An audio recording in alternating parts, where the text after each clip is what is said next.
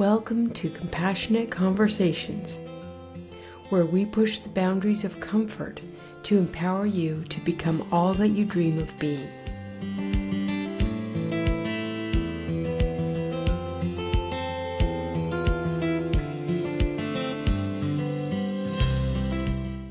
Did you know that up to 50% of highly sensitive people are also high sensation seekers? I sure didn't. I found the statistic shocking and wanted to explore the topic in more detail. I did a little digging and found the perfect duo who can speak to this unique combination, as well as how to flourish as an HSP/HSS. My guests today are Randy Grasser and Annet van Duinen, both highly sensitive people, as well as high sensation seekers. They are partners in both life and purpose. Together, they have created the Living Adventurers. What began as a deeply personal journey of exploration, healing, and self-discovery has evolved into a powerful mission to help others live with greater courage, vitality, and alignment to their true selves. They guide others on the path to living a bold, authentic life, one that honors the unique wiring of those who feel and seek deeply. Welcome, Annet and Randy. Thank you, Esther. So let's start with your personal experiences of being HSPs and then realizing that each of you were also high sensation seekers. We'll start with ladies first, Annet, and then Randy. First, it's an honor to be here. We really enjoy this. And yeah, wow, how did you find out, right? That's the first question that most people ask most of the time. And I think we found that we have a similar journey than most people with this. From very young and early on in life, we found I am way more sensitive than most people. So the sensitive part was for me always like, yep, this is something I'm different in. And when Elaine Aron's first book came out, The Highly Sensitive Person, I saw that in the bookstore and I was like, wow, this sounds interesting. Sounds like me.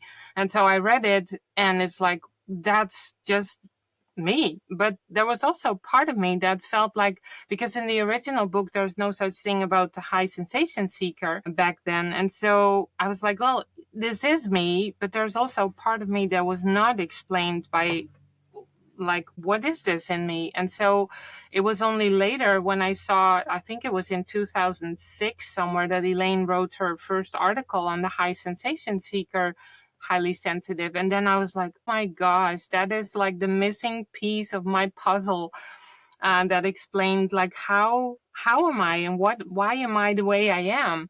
And so I think that's for a lot of people, especially HSPs, the path that they find, right? You recognize with the sensitivity part, but then there's like this unexplained part of it. And I think that's, for you, was a little bit different. Yeah, for me, it was actually opposite. And so the high sensation seeking side of me was the most predominant side. And ever since I was a young boy, 3 years old, 4 years old, I had this craving for adventure and thrill and just excitement. But the sensitive side of me was the one that caused a lot of problems, in the fact that you're overwhelmed, you're stimulated by a lot of external environment. And growing up, of course, back then, being sensitive as a man was not acceptable. You had to conceal that. You had to hide that. Well, as young boys, that's a very difficult thing. We don't understand ourselves. And so I used to run off away from everybody and explore these old coal mines, crawling into their mine shafts. And that was just comfort to me. That was sort of a satisfying environment. It was actually, and I have this issue with this word safe, because safe to me is an illusion, but I found that that's where I felt the most comfortable, was in this environment that was risky for other people. And it wasn't until about 5-6 years ago that I actually heard the term highly sensitive people. And that was listening to William Allen on a podcast. And that's when the piece clicked. I knew there was something up with my nervous system. I could feel it, but I just never really associated to it. But as a man, we don't look into that stuff. We bury it. And it wasn't until I'd almost hit rock bottom with my life that I listened to this podcast accidentally, and everything changed. And so then I started diving into more of the high sensitive side of things and started to understand it more. And a couple of years ago, that's when I met Annet, and boom, what a magic connection that was. I can tell just looking at you. Absolutely lovely. Those are really interesting stories, and I love the differences. Annette, you knew you were an HSP first, then an HSS. And for Randy, it was the opposite. And I do wonder about the gender piece there. As you said, Randy, being a boy that's highly sensitive, you just weren't supposed to be like that. Mm. I wanted to ask you, what is high sensation seeking in general? And when applied to highly sensitive people in particular, what does it look like? The original research from Marvin Zuckerman, he started that research in 1965, so a long time ago. And originally it was not focused on highly sensitive persons because that trait hadn't been named back then by Elaine Aron. Not specifically, it was there obviously all the time, but he researched in general, like the general population. And what we found through our work also is that in HSPs, it looks very different. And the research also that Elaine Aron and also Dr. Tracy Cooper have started on how it connects with a highly sensitive person. We even found that there's a huge difference between the research and then the lived experience, as we call it. Like, how does it show up in daily life, right? It's very different. And so the original research from Marvin Zuckerman, like it's the basic for the high sensation trait, the high sensation seeking trait, all these H's and S's.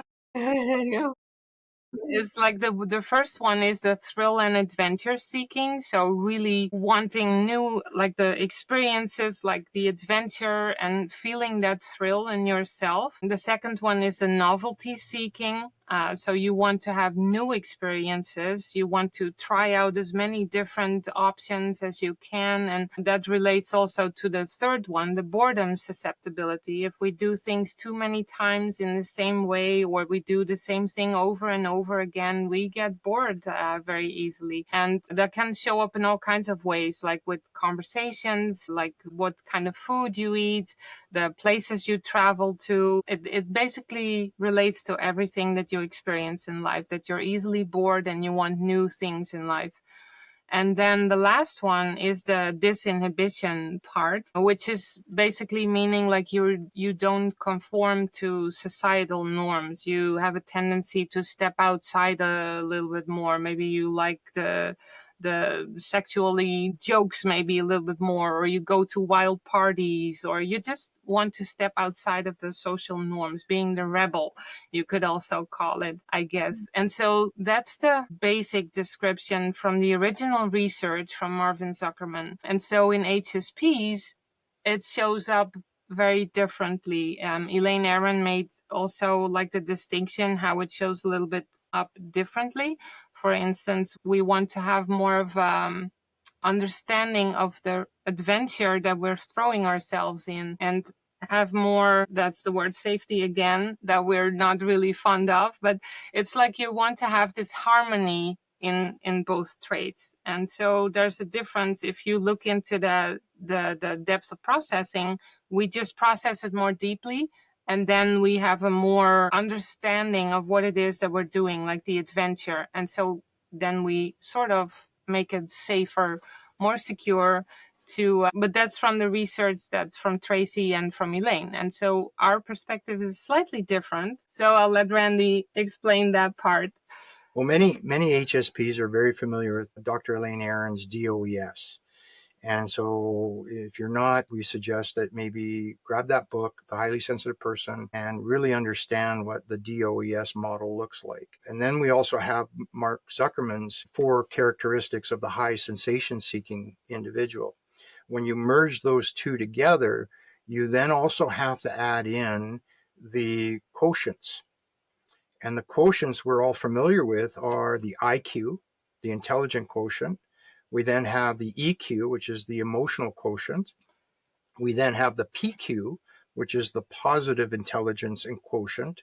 And then we have the SQ, which is the sensory quotient.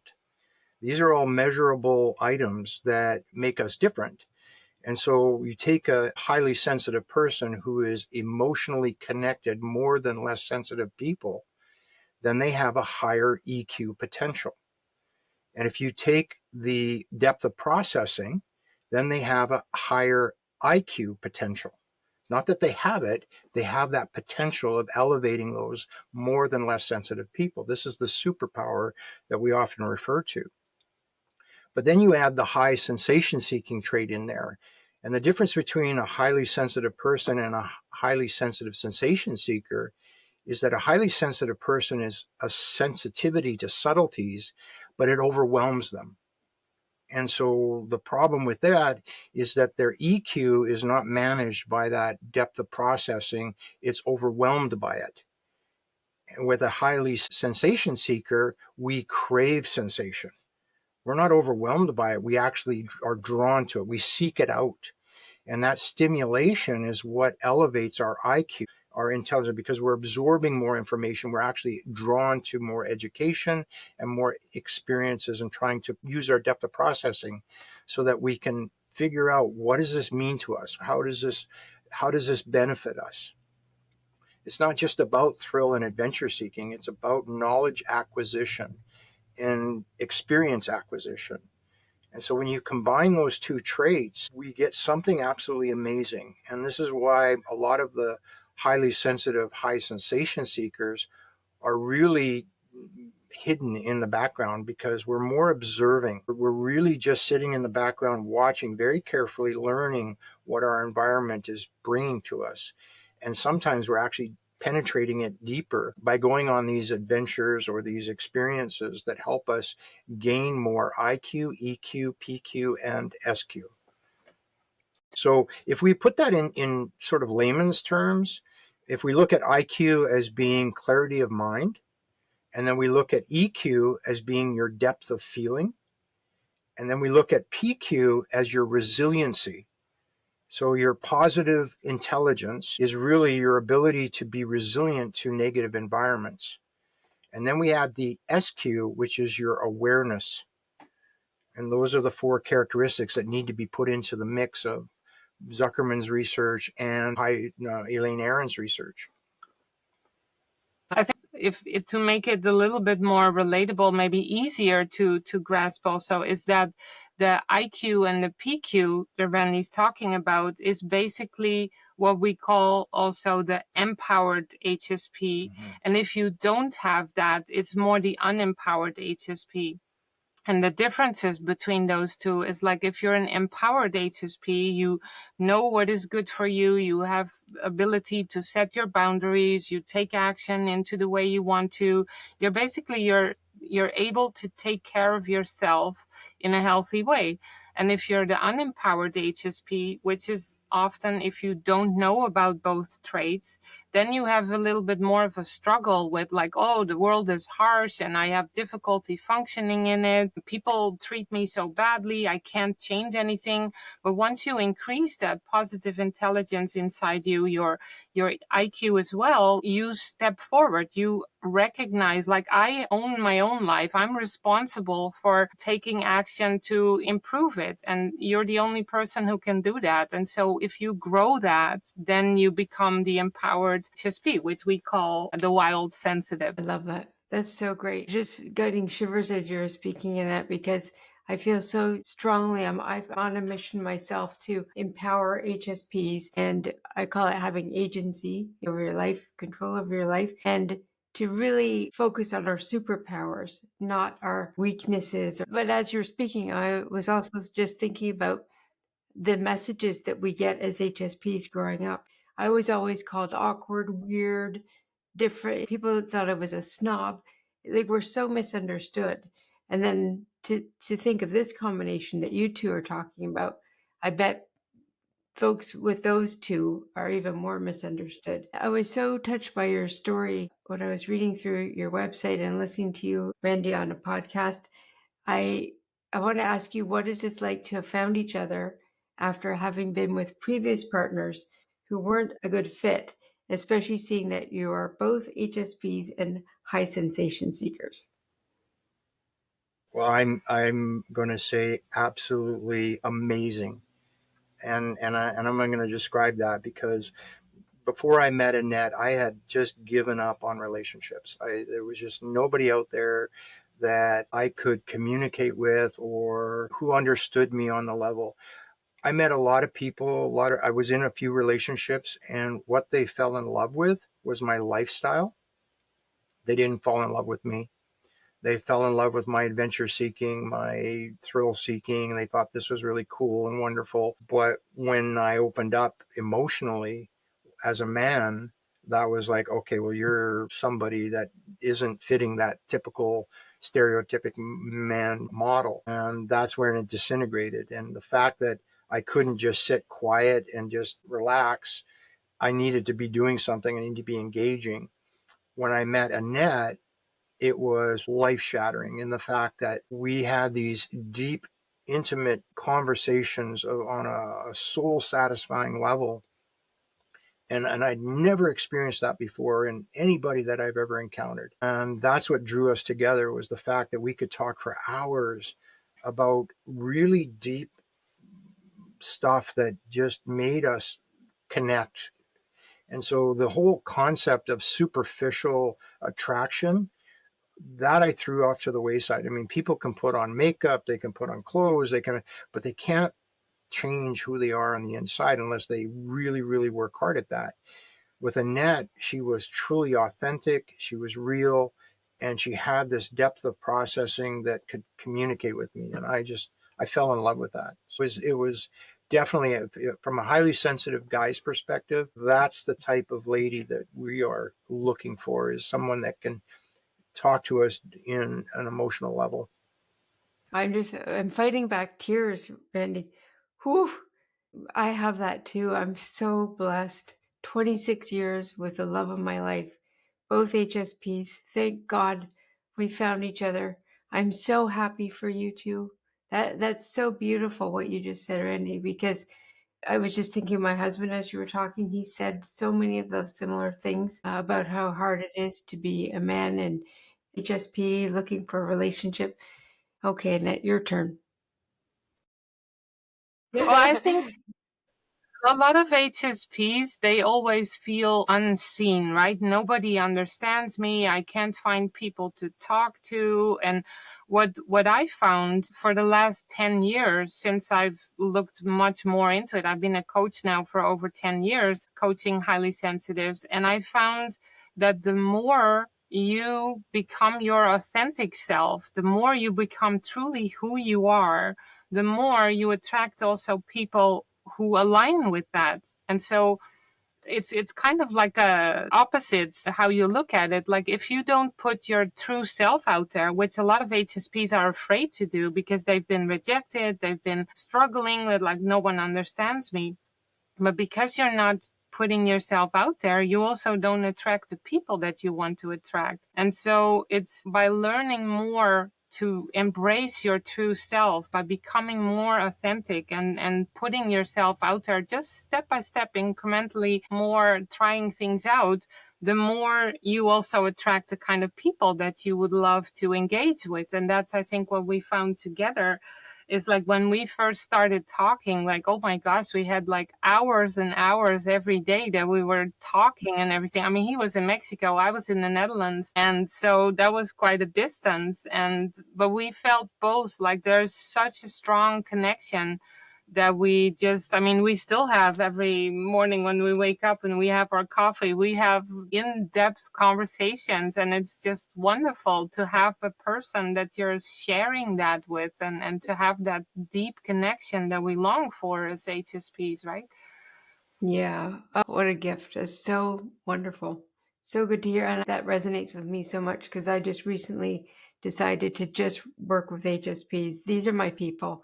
And I'm on a mission to help empower HSPs to live their best lives, to really become all that they've dreamed of being, and to just bust out of all that negativity and what they've had to endure throughout their lives. It's so exciting to see people. And I can just tell looking at you two, you're just beaming. It's beautiful. So, Esther, can I add, our honeymoon, if you want to call it that, when we realize that we are destined to be together, and let's go celebrate that. Like, a lot of people will go to a resort and hang out at a resort, in the tropics somewhere. We, in true HSP, HSS style, decided we're going to jump on our adventure motorbike in Las Vegas and drive to Alaska and back. That was a 2-month journey of pure soul satisfying adventure and excitement. And along the way, we have communicators in our helmets. And that whole 2 months was just us talking every day about life and about adventure and about who we are, and just sharing that unbelievable experience of going to Alaska and back. Beautiful. There's nothing like it. I just came to the realization recently that I should have some HSP friends. That's very new for me. That maybe that would be a good idea. Connection HSPs is difficult, and it's starting to change. I mean, I think for years and years, and since the Industrial Revolution, really, that HSPs have been sort of closeted. They've been, don't stick your neck above, as you say in the Netherlands, Oh right? yeah. Don't stick your head above the cornfield. And only in the last few years are we seeing more and more podcasts like yours come to the surface and saying it's okay to be highly sensitive. Actually, that's really important now than ever, because we're seeing what's happening with the less sensitive communities and how we're detaching and dividing. And as HSPs, we are connecting people. We love to connect. We love to have these deep, meaningful conversations. And we need to start promoting more HSPs to step forward and be okay with your sensitivity and start creating these community groups where you can share. Yeah. Hallelujah to that. I wanted to ask you specific challenges for HSPs who also identify as high sensation seeking. Yeah, well, I think there's a lot of challenges that we encounter. Most of them is like, how do we combine the high sensation seeking trait with being highly sensitive, right? To most HSPs, it feels like it's the opposite. How do we connect the two together? And I think that's sort of like a misunderstanding, because they're not opposites. They sort of, like what Randy in the beginning also said a little bit more, like they intertwine together, except we don't recognize it as such. We see it as very different. And so, yeah, that's basically what I think is the biggest challenge, that we have difficulty, like we call it balance, but it's mostly something else. Maybe I can help explain it a bit, Esther, in the fact that when, from a man's perspective, we are discouraged from holding on to our sensitive side, but having our sensation seeking side, that's okay. That's actually welcomed. From a female's perspective, from our understanding, is that it's okay to have your sensitive side, but the sensation seeking side is the one that's squashed. It's like, oh, you can't be these adventurous females. You got to be the stereotypical. And that's where the challenge lies, is trying to find that harmony between the two states. But I think the biggest challenge that people have that are both highly sensitive and high sensation seeking is just awareness of your trait, awareness of who you are and what potentials you hold. We are still living in the past of suppressing that, and you're really suppressing your own being, who you truly are authentically, trying to fit a mold outside of what you are, and fit into society's expectation of us. And once you let go of that and you start to educate yourself and be aware of who you are and what potentials you hold, you overcome that challenge, because the challenge isn't out in the world. The challenge is internal. And that is where we need to start. It's about accepting yourself, right? It's like, what is important to me? And it's important to distinguish then also for the HSS trait, it's a spectrum. Each of these four aspects that I mentioned at the beginning, you can have them in more or less degree. And so knowing what it is that you appreciate more, what you crave more, is also important to accept that in yourself. Like, this is who I am. And that comes back again to the authenticity. Like, the more you know what you are, how you are, what you need, like what Randy said, like the self-awareness part of it, that's what we need more of. And then accepting, like, okay, this is me, and how am I going to create my life? What am I going to put in it as what feeds me, what nourishes me? So that kind of leads into the second question, which are the benefits of being both an HSP and a high sensation seeker. What do you guys have to say about that? Probably a lot. A lot. You want to start? You can start with that one. All right. The one from our book. So we're writing a book right now called The Wild Sensitive. And in that book, we introduce a model to which we created called the Adventure Triskelion. And that's a really important model to understand, in the fact that if you're going to implement change from a highly sensitive, high sensation seeker point of view, you need to engage 3 different elements. And that's what the Triskelion is all about, is that there's a physical aspect that we need to satisfy, there's an emotional aspect that we need to satisfy, and there's a mental or intellectual aspect that we need to satisfy. In the past, most people have worked on one or the other, not combining all 3. And that's where a high sensation seeking sensitive comes into play, is that we need all 3 at the same time. So an example is that we can say to somebody, go to the gym and do a workout and you'll de-stress and everything else. That's all not going to satisfy the other 2.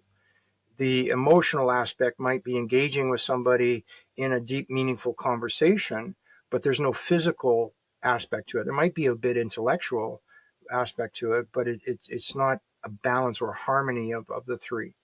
And then the mental clarity, we say, well, meditate, sit and meditate. Okay, but that's not going to address the other 2. You need to combine all 3 in order to do that. When you learn to do that Triskelion, that adventure Triskelion, and what would that be? That would be on an adventure scuba dive, on a mountain bike ride, on a backcountry ski trip, or any type of engagement where you're using both mind, body, and spirit, and you're engaging them in harmony complex to develop that change. What benefit does that give you? That's where the amazing part is. You see clearer, you feel clearer, and you understand clearer. And so we go back to those 4 quotients that I talked about, the IQ, PQ, SQ, and the EQ. All 4 of those are intertwined into those 3 concepts. So physical, mental, and emotional. You're building on all 4 of those quotients by applying that Triskelion aspect. And so what does that do? You are prepared for life. You are engaging with life in a much more meaningful and fulfilling way. And that's the problem we see with a lot of highly sensitive people, even the high sensation seekers. They haven't engaged that Triskelion in their day-to-day activities. And it doesn't have to be jumping out of an airplane with a parachute on. It can be something as simple as just going for a hike on a trail that you've never been on before, listening to a podcast, or listening to... Right. We about often all I associate... wanted to. Perfect. It's in our book, we give a number of examples of what you can do to imply this Triskelion into your life and make that positive change so that you can overcome this concept of overwhelm and actually start living a more fulfilling life. And I think also for as like, what is the benefit of it? I think that the high sensation seeking trait, that is sort of our drive to be out there into the world. And if you look at like the original concept that Elaine Aron also talks about the highly sensitive person, we were, from very early on in history, we were the priestly advisors. We were the mentors for people. We had insight to offer. And if you look at these days, a lot of HSPs don't dare to step out into the world, right? And so the high sensation seeking part is what drives us to be there. Most of the speakers that are out there in the world that you hear talking about high sensitivity, those are high sensation seekers. So it's the drive behind it that puts us out there in the world, and that gives us also maybe the little extra push to put ourselves out there and bring our wisdom in the world, because I mean, God knows that it's needed in today's world, right? That we need to bring our insights, because that's the missing link in today's world from our point of view. Being an HSP, I'm just processing all of this. I think I'm going to need 48 hours to process this conversation. It's blowing my mind. Do you have some top tips for flourishing when you're both an HSP as well as a high sensation seeker? I mean, you've been alluding to this throughout this conversation, but do you have some tips that people watching or listening to this could apply? I think the biggest tip that we would like to share, and again, it's in our book in a lot more detail, is that as society, typical society, we have been conditioned to believe that we operate in two zones. We operate in the safe/comfort zone, which is interchangeable. We often confuse those two, and the risk zone. So you're either safe or you're at risk. And that is not the case. We really want to make people aware that there's actually 6 zones to which we live in. And the safe zone, this is why we have a problem with the word safe, right? We often hear people trying to create safe spaces in public domains, whether it's on the internet or in a group setting, whatever. That is an illusion. The only safe place that you will ever build for yourself is internally. When you're by, that's when you need to build your safe place. And it's important that you build that for yourself. Then you elevate yourself to the next zone, which is your comfort zone. And that's when you share with people, friends, family that you trust and you've built a relationship with, and you're familiar with your environment. That's the comfort zone. Then we have this wonderful, wonderful zone that nobody ever considers, and that's what we call the Goldilocks zone. The Goldilocks zone is where everything is just right. Remember the story of Goldilocks and the Three Bears? Yes. Right? Yep. Then we have our secure zone, which is where we challenge ourselves. It's not risk. We're just challenging ourselves. And then we have the risk zone. There's all these zones in between that that we need to operate in and live in. But then we also have this floating zone. And the floating zone is the zone of uncomfortableness. And that's what tells us which zone we need to move into. That uncomfortableness for HSPs is often misunderstood as retreat, when actually it could be saying you need to advance. So, for example, the boredom susceptibility might say, I'm really uncomfortable here. I need to do something more, something better, something more uplifting.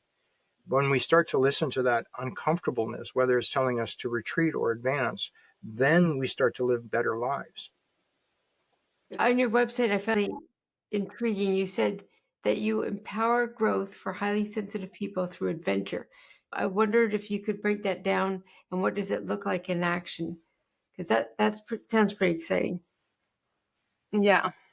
Well, what it means is that by exploring yourself more, by getting more self-knowledge, like the inquiring information, inquiring knowledge, getting out there and getting experience, that's what's going to empower you. Because if you're sitting at home in your safe zone, then you're not going to grow, right? We always say, like, you either grow or you erode. It's everywhere in nature. Like, if you don't grow, you're dying, you're eroding. And so that's our one of our most, how do you call those things? Like your beliefs, your principles. And so that's the most important one. Like, we're growing through knowledge and experience, and that's the empowering part. So We've created a lot of different tools, and people talk about tools all the time when they talk about self-help and development. And really, what is a tool? A tool is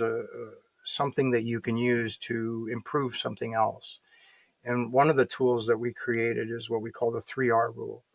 And this is for people that are finding themselves overwhelmed, like they're in a situation and it's overwhelming. How do I get out of this overwhelm really quickly? And so when you learn this 3R rule, which is basically recognize, regulate, and reclaim. And so repeat that over and over yourself, the 3R rule, the 3R: recognize, regulate, and reclaim. So recognize that you're going into overwhelm before you go into overwhelm. then regulate your emotions. What's causing my emotional overwhelm? How do I manage that? What's taking place? And then you reclaim your ability to think. And so that's a tool that when we teach people this, when we encourage it over and over again, that they start to, I've been using it since I was 18 years old. That's a wonderful. I love it. The 3 hours. Was there anything before we end that you wanted to say that you didn't get to? Well, just basically the one thing that I'm thinking of is that the most important things for all HSPs, whether or not you're high sensation seeking, is to explore life more, like get self-awareness, get knowledge about our traits, because that's the only thing that's going to make you more whole, like exploring, finding out, doing stuff. Because by thinking about things, that's again to the Triskelion that we're talking about, it's like without the experience, you can't use your knowledge in a helpful way. You have to experience it also. My takeaway would be, as an HSP, regardless if you're highly sensation seeking, high sensation seeking or not, as a highly sensitive individual, you are naturally, innately gifted with the higher emotional quotient. So basically, you feel more than less sensitive people. You're gifted with that. And you also have this innate ability to have sensory quotient, an elevated sensory quotient. So you sense more than most people. They're gifted to you. You can't get rid of them. You can't suppress them. You can try, but they are there. Tap into those. Learn how to use those and advance those. And in doing so, you will find that your intellectual quotient will rise, and so will your positive quotient. You'll be more positive in life. You'll be more active in life. Use the gifts that you've been given. I love that. I love the reframe of gifts, superpowers, gifts. I call them spidey senses. The five senses for us HSPs, it's like times 1,000. This combination of the HSP and the HSS. Thank you for enlightening us today. I think this will be very helpful to people. And I wish you the best in all of this stuff, the adventures, the books, and Thank you. in your life. We wrote another book, and it's on the market now for teens, for young adults. And we recognize that they struggle a lot because, just like us, we didn't have the guidance for high, and there's more available to them today than there was for us. But that book is about two young teenagers that are evolving into their high sensitivity. And it's in a fictional story, like where we've written it so that it's more combination self-help but in a fictional story manner, and it's called The Emergence. And it's for any young adult or young teenager that's emerging into life. That would be a really good book to try to pick up and understand a little bit more about the senses. And we call them the five mystical enigmas in the book: your sense of hearing, your sense of smell, your sense of taste, your sense of sight, but also your sense of feeling, not just touch, but feeling. And we try to bring that to life a little bit better in that book. It's just wonderful, and I'm so happy you did this. Thank you so much. Well, thank you for having us. Yes, We're very delighted to be speaking with you. it's always nice to talk about our beautiful traits.